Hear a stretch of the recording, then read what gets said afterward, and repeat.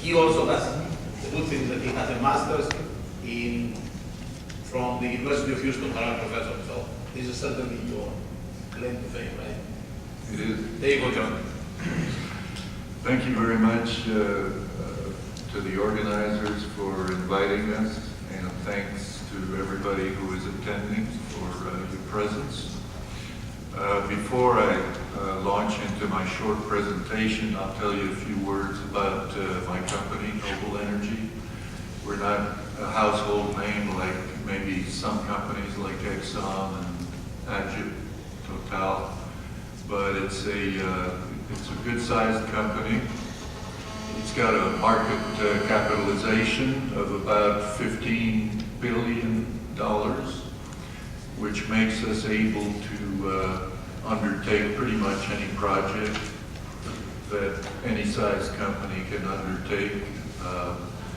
And because we're not as big as some companies, we like to think that we're a little more nimble and more responsive to the vagaries and pressures of the oil business and the geopolitics that we have to operate in.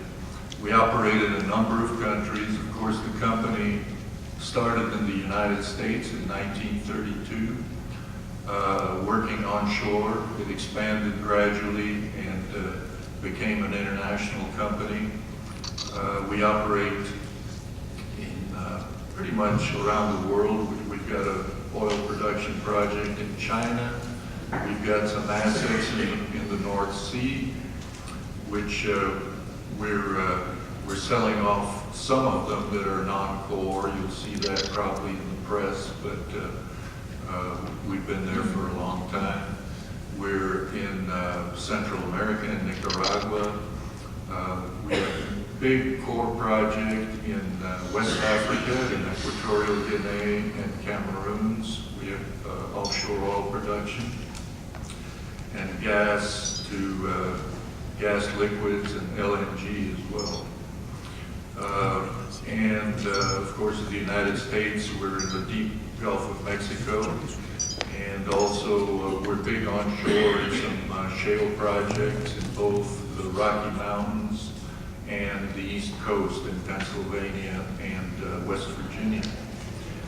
We entered the Levant Basin in 1999, took position in Israel.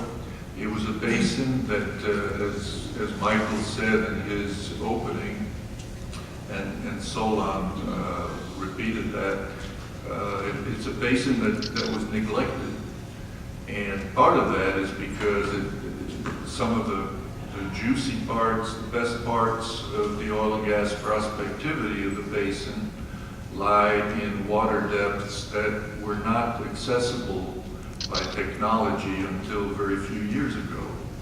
So it wouldn't have done any good to think there was a lot of oil and gas and water depths greater than 1,500 meters until you're able to work in those depths and successfully develop oil fields in those water depths. So we entered Israel in 1999. We made our first discovery at Mare in 2000. We thought it was huge. It was 1 TCF, and that's a lot of gas. Subsequently, we drilled some more wells. We did have a couple of dry holes, so it's not all that easy. But in 2009, as Solon said, we were fortunate to drill Tamar, which is about 7 to 10 TCF. So that's 7 to 10 times as big as Mare B, Mare B was really the beginning of the Israeli natural gas business. They were importing some gas from Egypt and elsewhere, but in terms of their domestic business, the Mare B 1 TCF looks pretty modest today, but it did allow Israel to begin to convert their electricity generation from HFO and diesel to clean burning and cheaper natural gas. After Tamar, the very next year, we found Leviathan, which is, again, as Solon said, it's between 15 and 20 TCF. It's a huge field. So we feel very fortunate to have been part of those discoveries. They're going to change, they have changed the Israeli energy picture for the foreseeable future.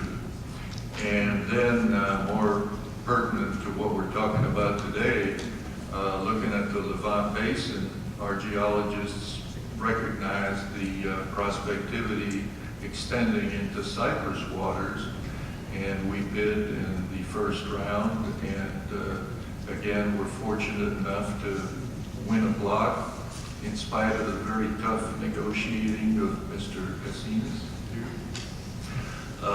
We did enter block 12, and that's where this presentation begins.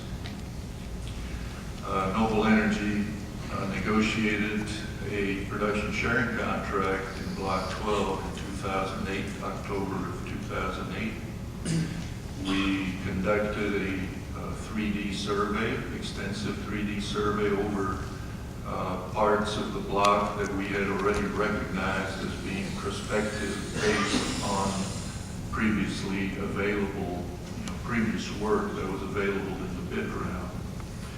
We processed and interpreted the data, and as a result of that work, we decided to drill a well, which was spudded in September of 2011 by a prophetically named drilling rig called the Homer Farrington, and the press made quite a deal about that for a while, saying it's Homeros, it's a Homer, at a location about 160 kilometers from the coast of Cyprus.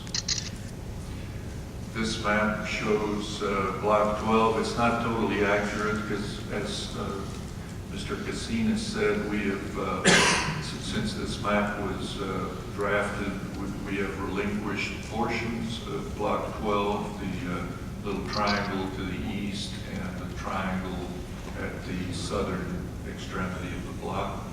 But the purpose of this map is to show the location of the structure, the prospective structure, and the location of the well that we drilled, that we spudded in September of 2011, about 160 kilometers from Limassol.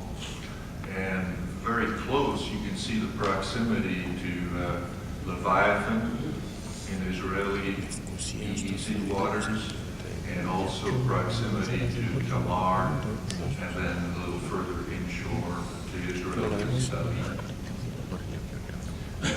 Dalit is estimated to be about a half a TCF to 1 TCF, which in other countries I've worked in, we would have been extremely happy to find, but it pales by comparison with some of the others.